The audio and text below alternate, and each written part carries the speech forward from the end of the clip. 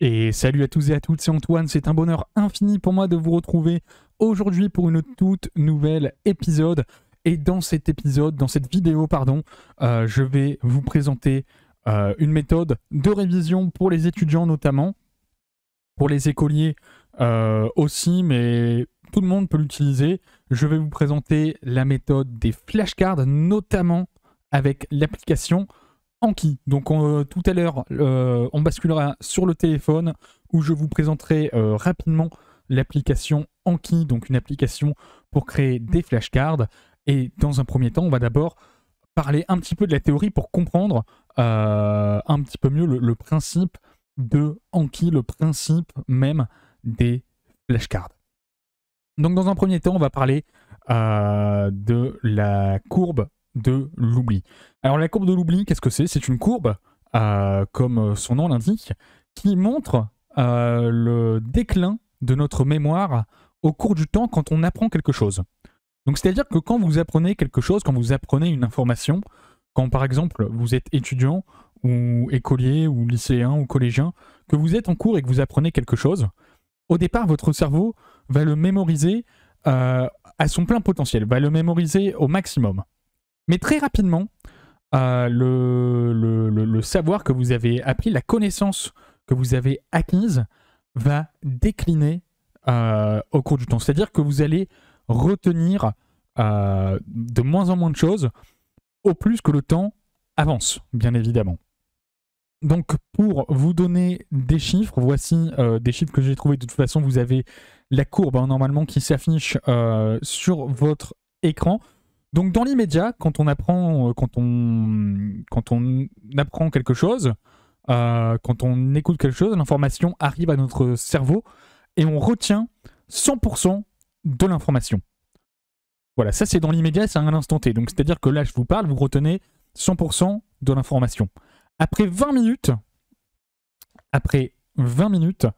on retient 58%. Donc ça décline très très rapidement. Au bout d'une heure, 44% de l'information est retenue. Et plus vous allez avancer dans le temps, au bout de 31 jours, vous allez retenir environ 20% de ce que vous avez appris.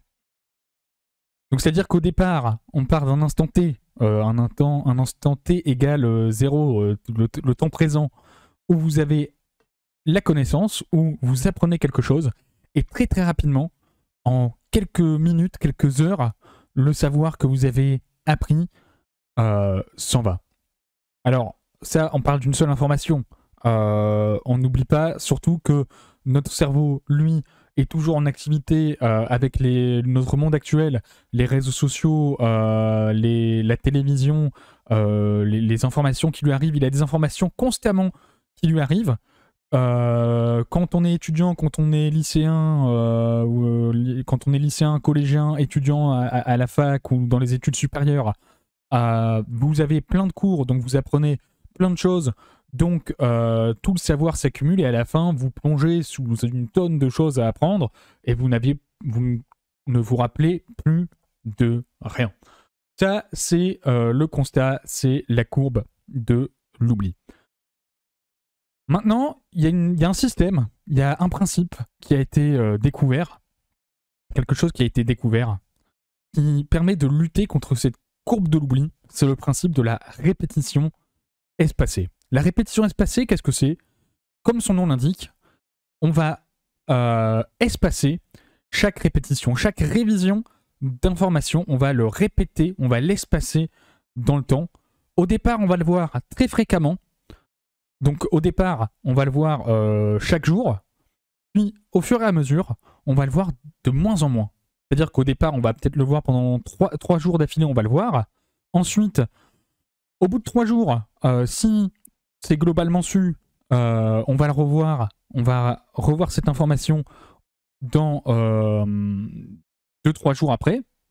Et au fur et à mesure des répétitions, au fur et à mesure des révisions, on va espacer ce temps. C'est le principe de la répétition espacée. Donc ici, je vais vous montrer donc un schéma pour que vous puissiez comprendre.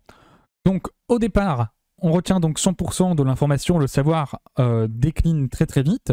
Mais nous, on va répéter, on va réviser l'information très très rapidement, dans les minutes à venir ou dans les jours à venir, à la rigueur, pour ensuite bondir et faire un rappel et retenir 100% de l'information. Et ensuite, au fur et à mesure qu'on va revoir l'information, on va le retenir plus facilement et surtout plus longtemps, jusqu'à retenir l'information sur une période de temps très très longue à 100%, 99, 98, peut-être 90%, peut-être 80%, mais sur les 20% de départ de notre courbe de l'oubli, le principe de répétition espacée permet de retenir bien plus longtemps l'information, à condition, comme je l'ai dit, d'espacer les répétitions et de surtout répéter régulièrement au début de l'acquisition du savoir. Voilà. Maintenant, on va parler d'une méthode de révision par cœur que vous connaissez sans doute, dont vous avez eu connaissance sans doute au cours de vos études, dont vous entendez régulièrement parler. C'est la méthode des flashcards. Donc la méthode des flashcards, c'est une méthode très simple. Donc c'est une méthode de révision par cœur pour retenir des informations par cœur, justement. Donc c'est un système de cartes double face. Donc d'un côté qu'on peut créer soi-même ou qu'on peut acheter dans le commerce. Hein. Il y a des jeux de flashcards qui existent dans plein de domaines différents que vous pouvez acheter, mais vous pouvez aussi les fabriquer vous-même. Donc on a une carte double face avec d'un côté un élément et de l'autre côté l'association de cet élément. Donc par exemple, on peut avoir une question avec la réponse derrière.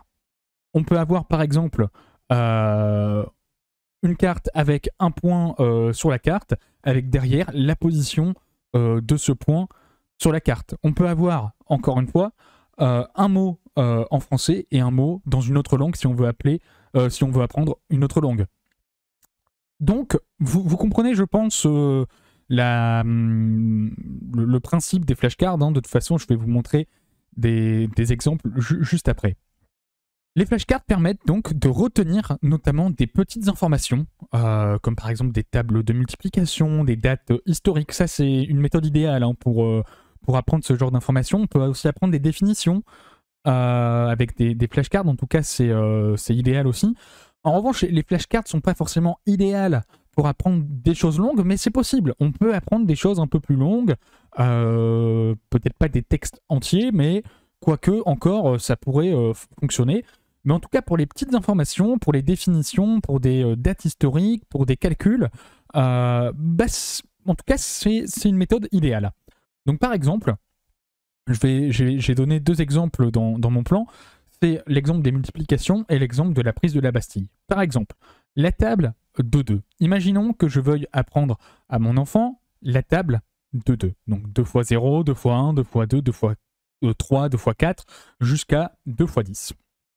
D'un côté, je vais noter la multiplication, donc par exemple 2 fois 0, 2 fois 1, 2 fois 2, 2 fois 3, 2 fois 4, jusqu'à 2 fois 10. Et de l'autre côté, je vais noter la réponse. 0, 2, 4, 6, 8, jusqu'à 20. Voilà, et donc, ensuite, on pourra piocher une carte, on pourra réviser comme ça, donc prendre une carte. La personne voit, donc l'enfant voit d'un côté la multiplication, donc par exemple 2 fois 4. S'il donne la bonne réponse 8, il met du côté su, et il révisera un petit peu plus tard. Si il ne connaît pas la réponse, si à la place de dire 8, il dit 6, eh bien on va le faire réviser beaucoup plus rapidement. Voilà, donc c'est très simple. De toute façon, on va le voir après avec l'application Anki. Et ensuite, un autre exemple, par exemple, la prise de la Bastille, le 14 juillet 1789. Eh bien, d'un côté, on aura 14 juillet 1789, de l'autre côté, l'événement associé, la prise de la Bastille. Eh bien, si la personne qui apprend la carte vous dit le bon événement ou la bonne date associée à l'événement, eh bien c'est dans la carte su, on révisera plus tard, sinon on révisera beaucoup plus rapidement. Eh bien il y a une application, Anki, qui se base sur tout ce que je vous ai dit sur cette vidéo. Donc il se base à la fois sur le principe des flashcards, à la fois sur la courbe de l'oubli et sur le principe de répétition espacée. En fait, l'application Anki, c'est une application de répétition espacée, donc permettant de lutter contre la courbe de l'oubli, pardon. Donc Anki, c'est une application de répétition espacée, permettant de lutter contre la courbe de l'oubli, et qui utilise la méthode des flashcards. Avec Anki, on peut créer ses propres flashcards, et on peut ça propose des révisions des cartes en fonction de vos performances, donc comme je vous ai dit, basé sur le principe de la répétition espacée. Donc plus vous réussissez, plus vous avez bon, moins vous allez les voir, ou en tout cas dans plus longtemps, et moins vous allez réussir, plus vous allez les revoir plus souvent. Maintenant, on va donc passer à l'exemple. Ça va proposer également différentes fonctionnalités assez intéressantes. Et donc, pour vous montrer cette application, on va passer tout de suite sur le téléphone. C'est parti, tout de suite, le tuto sur Anki. Et donc, on est tout de suite sur l'application Anki. Donc, vous pouvez voir, j'ai déjà, moi, créé un jeu de cartes. Donc, c'est les symboles des grades de l'armée. J'en avais besoin à un moment donné... J'avais besoin à un moment donné de réviser les symboles des grades de l'armée, donc ça va me permettre de vous montrer déjà une première fonctionnalité, c'est qu'on peut utiliser la fonction image. En fait, sur Anki, ce qui est intéressant, c'est qu'on peut créer des images, mettre des images qui s'afficheront très correctement, comme vous le voyez. Donc là, voilà, la bonne réponse était commandant. Je ne l'avais pas, hein, vu que ça fait longtemps que je n'ai pas révisé ce paquet de cartes. Et donc là, j'aurais mis encore, et donc vous voyez ici en bas de l'écran, vous avez 4 niveaux. Donc soit j'ai réussi très facilement, et donc je vais réviser dans 2 jours cette carte, soit j'ai réussi bien, donc correct, donc j'ai un petit peu hésité mais pas trop, dans ce cas-là je vais le revoir dans 1 jour, soit ça a été difficile, donc j'ai pas mal réfléchi, mais j'ai quand même trouvé, et donc je révise dans 15 minutes, soit j'ai vraiment pas réussi comme c'est le cas, et donc là encore, et donc là dans 10 minutes on revoit. Donc vous voyez, donc là on va pas le faire, on va créer un paquet de cartes ensemble. Donc on crée un jeu de cartes, on donne le nom, donc par exemple multiplication, c'est vraiment un exemple très parlant, multiplication, voilà. Donc ici j'ai ça, donc ce paquet de cartes est vide, on peut ajouter des cartes, et donc là vous voyez, vous avez différents types de cartes. Donc vous avez les cartes basiques, vous avez les cartes envers facultatif. Donc ça, je ne sais pas trop ce que c'est. Je n'ai pas utilisé cette fonctionnalité. Vous avez la fonctionnalité saisissez la réponse. Donc là, je pense que si par exemple, je fais 2 x 2, 4, on va réviser cette carte. Donc là, vous voyez, voilà, je vais devoir saisir la réponse. Donc 2 x 2, 4, hop. Afficher la réponse, c'est correct, c'est facile, voilà. Si on veut ajouter des cartes, c'est facile, on clique ajouter, voilà. Donc vous pouvez saisir la réponse et vous pouvez même faire des textes à trous. Donc les textes à trous, c'est génial, hein. Voilà, donc vous avez différents types de cartes possibles, comme on l'a vu. Vous avez donc les basiques envers facultatif, ça je ne sais pas ce que c'est exactement. Envers de la carte, pareil. Ça, je ne sais pas ce que c'est exactement. On pourra essayer. Vous avez les basiques, mais là où on doit saisir la réponse, donc ça ajoute quelque chose en plus. Par exemple, si vous devez apprendre également l'orthographe d'un mot, bah c'est super. Hein, ça aide, tout simplement. Et vous pouvez également mettre des textes à trous. Donc là, vous notez votre texte, et ici, vous notez le mot ou les mots qu'il faut ajouter au texte. Donc, on va créer donc des cartes, donc 2 x 1, 2, bien évidemment. Donc, je crée les cartes et on se retrouve dans quelques secondes. Donc là, j'ai créé mes multiplications, donc ma table de 2. Il y a 12 cartes, donc c'est parce que j'ai dû faire des doublons, bien évidemment. Donc là, on a la carte, donc 2 x 1, bien évidemment, ça fait 2, donc c'est facile. 2 x 2, ça fait 4, c'est facile. 2 x 3, ça fait 6, c'est facile. 2 x 4, ça fait 8. Donc là, on va faire un exemple. C'est pour l'exemple, donc ça fait 8, bien évidemment. On va dire que c'est très compliqué, je n'ai pas réussi. Voilà, 2 x 5, ça fait 10. On va dire que c'était difficile, par exemple, voilà, 2 x 6, 12, c'est correct. 2 x 7, donc là, il faut saisir la réponse. J'ai pas saisi parce que je ne savais pas. C'est un exemple, bien évidemment. Donc, encore, voilà, 2 x 8, on va dire que ça fait 15, même si ça fait 16. Voilà, c'est difficile. 2 x 9, ça fait 18. On est correct. Et 2 x 10, ça fait 20, c'est facile. 10, donc là, c'est une carte inversée. Donc on peut également avoir les deux côtés de la carte. Donc là, 10, on doit trouver la bonne multiplication. C'est donc 2 x 5. 2 x 5, c'est correct. Voilà, 12. Ah bah 12, je sais que c'est 2 x 6, hein, bien évidemment, mais imaginons, j'ai un doute, bah tiens, 12, c'est 2 x 7. Hop, encore, donc comme ça va nous permettre de voir un peu qu'on revoit les cartes. 2 x 4, ça fait 8. On ne savait pas encore, voilà. 2 x 7, ça fait 14, voilà, j'ai retenu, ça fait 14. Voilà, c'est correct, donc je vais revoir un petit peu plus tard. Voilà, 12, 2 x 6, difficile, voilà, 2 x 4, 8, c'est correct, 2 x 5, 10, c'est facile, 12, c'est 2 x 6, c'est facile, etc., etc. Vous avez donc compris comment ça fonctionnait. J'espère que ce tuto vous aura plu, et on repasse tout de suite sur... on quitte tout de suite le téléphone, et on repasse tout de suite sur une image. Voilà, vous avez un petit peu compris le principe de l'application Anki. Vous avez compris un petit peu comment on crée des cartes. Après, je pense qu'il y a pas mal de tutos sur Internet que vous pourrez trouver pour créer des cartes. Il y a même des templates de cartes qui existent. Vous avez des jeux de cartes déjà tout faits que vous pouvez télécharger, je crois. En tout cas, il y a pas mal de tutos faits sur Internet. Moi, je voulais vous en parler. C'était important, je pense. Notamment pour les étudiants, pour les lycéens, les collégiens, les écoliers aussi. Ça peut être intéressant de connaître ce genre de choses. J'espère que mon explication a été des plus claires.